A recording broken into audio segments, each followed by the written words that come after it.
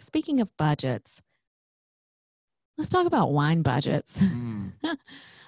I'm excited to talk about wine today. I'm not going to lie. That's a subject that is, that one might be hard to follow a little bit because sometimes wine can throw your budget out the window. So you have to really be careful with wine. As we talk about every week, you can splurge or you can be really, really conservative.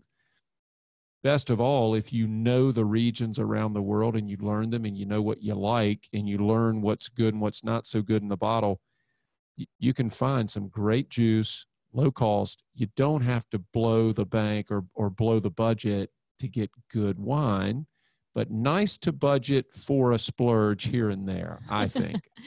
That leads us into our wine topic for today. Going around the world here. Yeah. Keep in mind, we're going to stick to governance for a couple weeks. So if you have questions about that before we wrap up, definitely send those to us. Or if you have thoughts about anything that we've talked about, make sure you let us know what you think. Yeah, we've got a lot of good reading for you if you want anything on that governance for children. And if you're at a different stage in life, maybe your kids are teenagers, we want you to tune in. If they're in the middle, maybe they're in elementary school, maybe they're heading into college. We're going to talk about all of those in the coming weeks. And if you need help with that, or you want some planning assistance, or maybe some aids to help them learn a little better and help you teach it a little better, we're here for you. Just reach out to us, let us know what you need, and we'll gladly send you what we have, or we can put together something custom from a planning perspective to help you make the point and help those kids grow a little more effectively, and maybe they'll become more judicious with their money. So, all right. So with that, we're going to Australia today, huh? I wish. Yeah, we're going to Australia. We're going to check out. At least in mind, we are. Yes, in mind. So we've talked about Australian wines very early on when we first started doing this, but we wanted to revisit Southern Australia wine. We're going to talk about, just like the theme of our kids and money, we're going to talk about wine in Australia for the next few weeks. So we're going to visit each region. Today, we're going to be talking Southern Australia. Yep. So you're going to hear familiar names more than likely. If you're big winos out there, you're going to hear some familiar terms or names. But we're going to cover all of Australia, start in the south today, talk about probably certainly the oldest and most prominent area of Australia for wine production, and some of the oldest vines in the world, since they've never been hit by this phylloxera thing that you've heard us talk about. So Australia produces some incredible juice. And Sarah, you were telling me in the world they produce? They're the fourth largest exporter, which in terms of land mass, I was kind of expecting it to be a little higher. And when you look at all of the wines that come out of Australia, they do it all. Yeah, they do. They're not shy. They're doing everything from white to the richest reds, and they don't miss anything, really. No, they don't. And we were talking earlier, when you're out and about, when you're looking for wine, we say this a lot, everyone's always, oh, the California Cab, or, the hot spot stuff.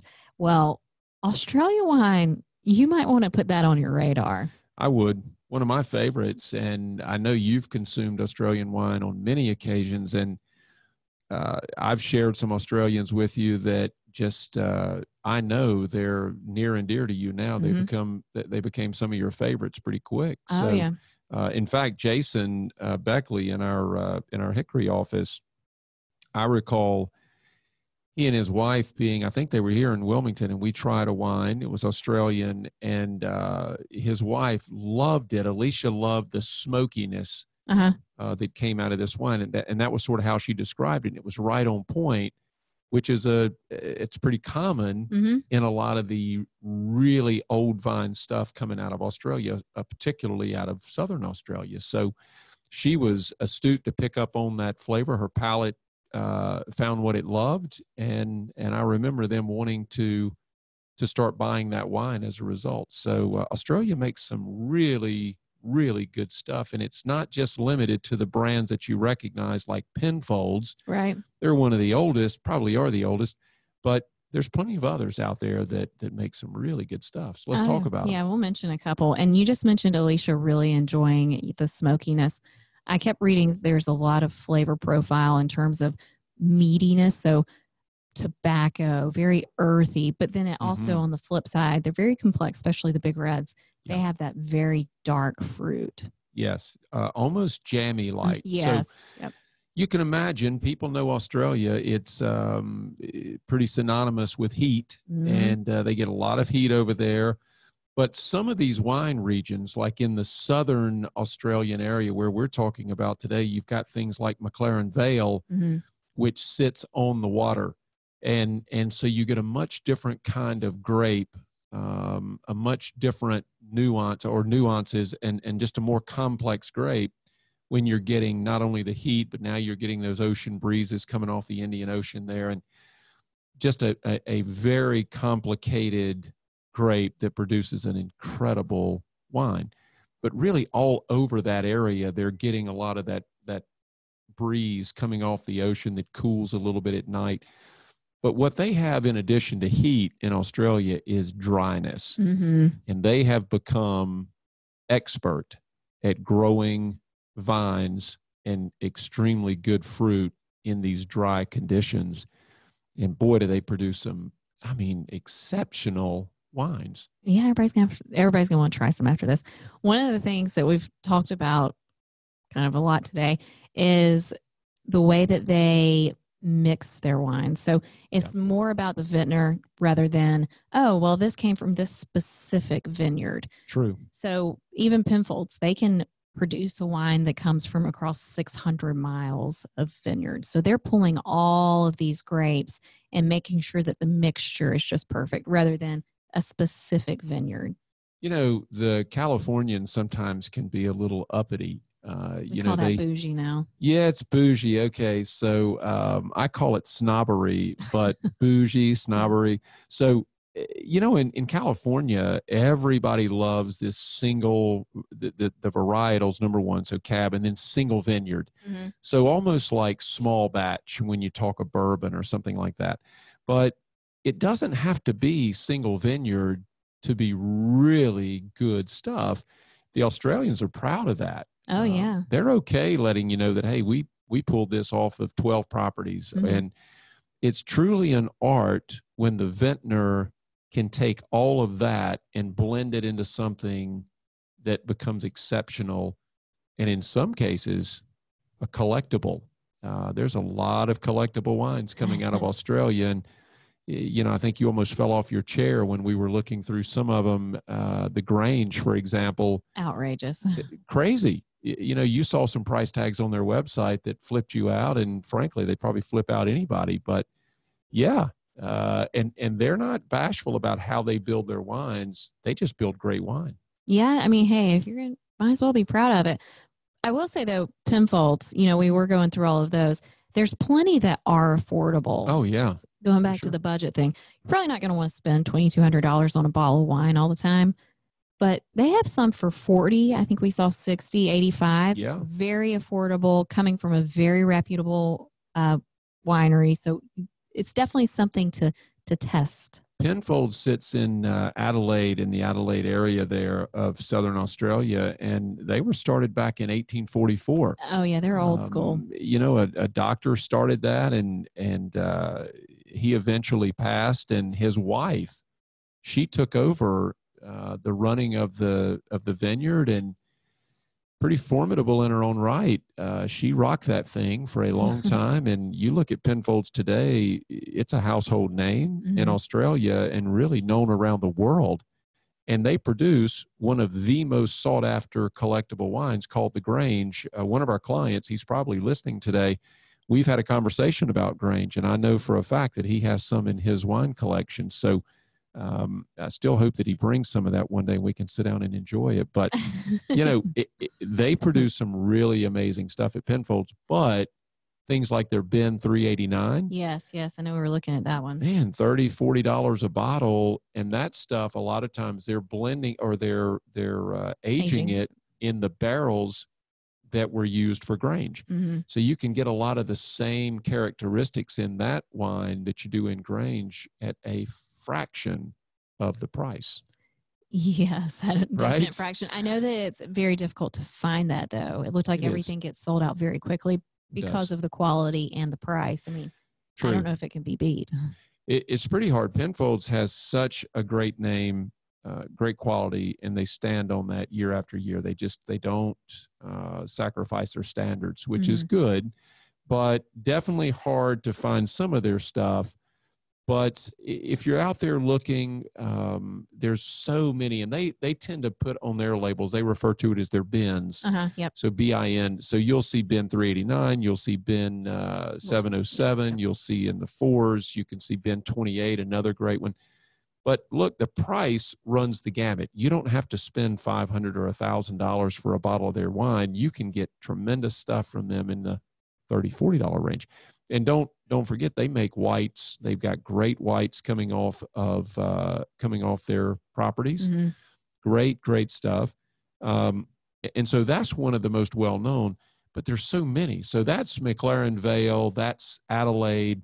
Those are some of your most prominent areas in southern Australia. But if we just sort of move a little bit off of those areas, then all of a sudden you start finding Coonawarra. Yep. You start finding places like that where you get some equally good juice. But before we go there, if we just go west of the Adelaide area, and really everything's built around Adelaide, you get into the Barossa Valley. Mm-hmm. Yes, with some real big Shiraz, very bold, very high alcohol content. Big time. The kind of stuff that you can have a glass and that's basically your dinner. It is amazing. I think some of our listeners might remember we talked about Torbreck at one point. Oh, yeah. Praise the Lord. That stuff is off the chain. We talked about Molly Duker months and months ago. And Molly Duker, more McLaren Vale, Torbreck, more Barossa Valley. Mm-hmm.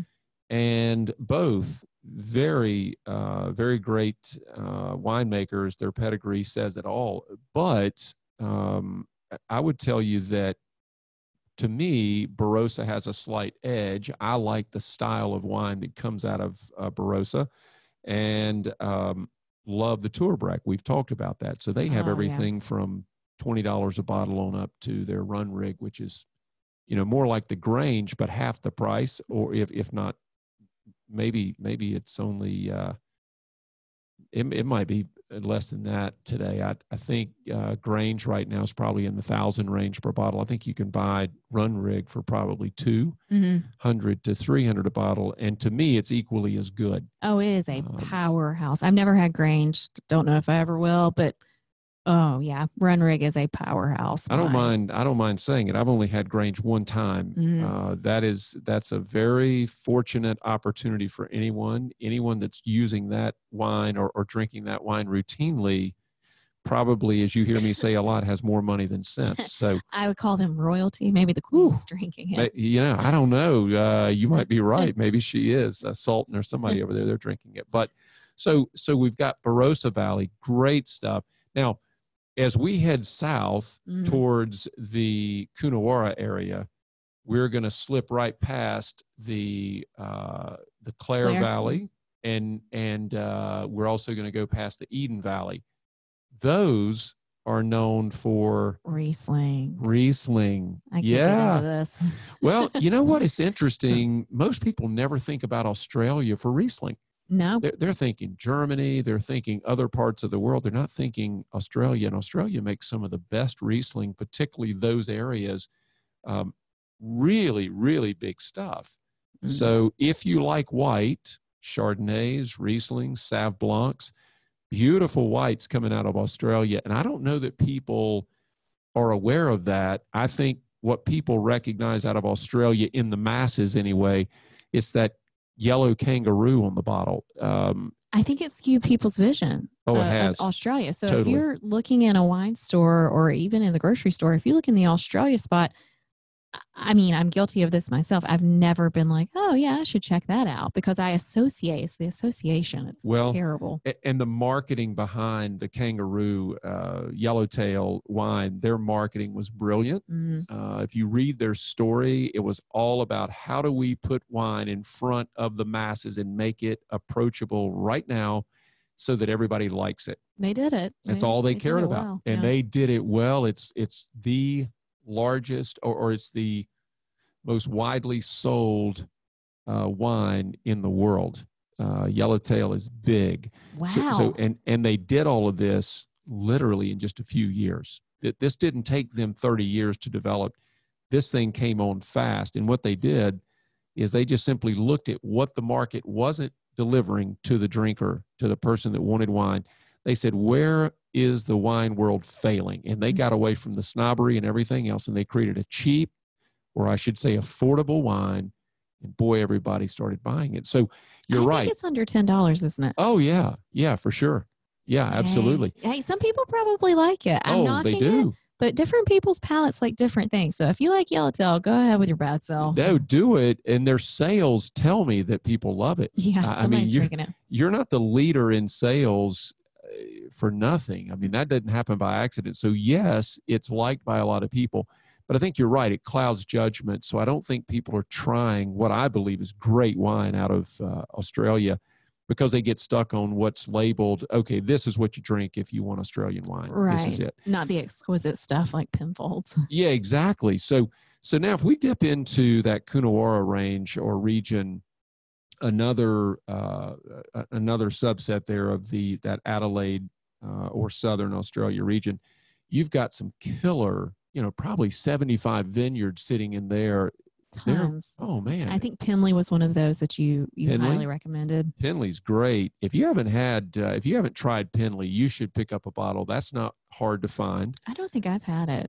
Penley is great. Yalumba, another great one. There's some good stuff coming out of Coonawarra. I would encourage anyone, if they haven't picked up a bottle from that region, look for Coonawarra on the bottle. If you see anything coming out of that region, stay in the $20 to $30 price range. You don't have to go crazy. You can, but $20, $30, $40 will get you a nice bottle, and some great whites coming out of the Coonawarra area. Sarah, as you pointed out, Sauv Blancs, Chardonnays, they're doing it all. They're Cabernets. Yeah, I think the Sauv Blancs were one of their highest produced grapes in that region. Yeah. It may be the highest produced grape in that region. They produce a lot of it. They produce a lot of Chardonnay, not so much on the Riesling side. They do some, but they're really more traditional there. And boy, they make some good stuff. But I think it's a region that's underwhelming because people just don't know it. But if you look in Southern Australia, there is a lot of wine being produced there. As you said, fourth largest exporter in the world. Yeah, that's big time. You gotta take a minute, do some research on Australia. I promise you won't be disappointed. My first take on Australian wine was probably 20 years ago, and it was an estate called Rosemont. And Rosemont Estate did some, it's basic. It wasn't super high end stuff, but I really came to love Shiraz, and I came to love their style of Cabernet, and they know what they're doing over there. They've got some formidable winemakers over there and growing some great fruit. So if you haven't been turned on to Australia, you've heard us talk about Molly Duker, good stuff. Tourbrack, fantastic stuff. Oh man, it's so good. Don't forget the Penfolds. Don't forget some of these that maybe you've never heard of. Just do a little research and then go to your store and wherever you love to buy wine, go look for some things from Australia and just try it. As we've said many times, develop that palate. Try it and then tell us what you think about it. Yeah. Try one that we haven't tried yet. Yeah, that's a darn good idea. I like that for sure. So that's Australia, Southern Australia. So next week we're going to go west, and we'll pick up the western part of Australia, and then we'll end more on the Melbourne, Victoria side, and we'll talk about what I think is some pretty up-and-coming wineries in those regions. Awesome. So we'll have lots of suggestions over the next few weeks. Keep in mind, like I said earlier, if you have any questions, especially on the family governance that we're going to be covering for this series, please let us know. We would love to answer any questions or focus on anything specific that you'd like. I think Sarah's right. If you've got thoughts or you've experienced something with your grandchildren or your children and you want us to talk about it on the show, or maybe just offer some ideas, please shoot that to us in an email or on social media. We check that all the time, and we'd love to build that into the show for you. And then if you don't want it on the show, or if you don't, certainly we wouldn't use your name, but we'd be glad to talk about it. But if you just want to talk to us privately, oh yeah, maybe you're having some hard times with something there, just let us know. We'll definitely, as we always say, we're a resource. We'll help you get through it. Absolutely. Don't forget also to check your emails about winning those prizes. We love giving stuff away. Sarah, we're wrapping up another show. It goes by so fast. And once again, I just want to tell you, thanks for all you do on this show. It's a lot of fun. I have a good time doing this show, and has been a good time since the start. And I'm really, really glad to have you back. Glad you're feeling better. Amen. Me too. Thank you, Phil. Let's wrap it up, and I'll see you next Wednesday, same place, same time. To all of our listeners, thank you for tuning in, and we'll see you next week. Thanks for joining us on We're Talking Money. Be sure to visit our website, www.omnistarfinancial.com, where you can learn more about how we provide value to our clients. Subscribe to the show and our newsletters, and drop us a line with suggestions for upcoming shows. If you enjoyed today's episode, we'd appreciate a rating on iTunes, or simply tell a friend about the show. This podcast is a publication of OmniStar, prepared from sources believed to be reliable, but its accuracy is not guaranteed, does not represent all available data necessary for making business or investment decisions, and is for informational purposes only, and does not represent or constitute any recommendations. All expressions of opinion reflect that of the authors and are subject to change. If this podcast contains any projections, forecasts, guarantees, and/or predictions of any kind, you're required to ignore the same. OmniStar is not engaged in the practice of law or accounting, and any information in this podcast should not be construed legal or tax advice. Any distributions, use, or copying of this podcast, other than the intended recipients, is unauthorized.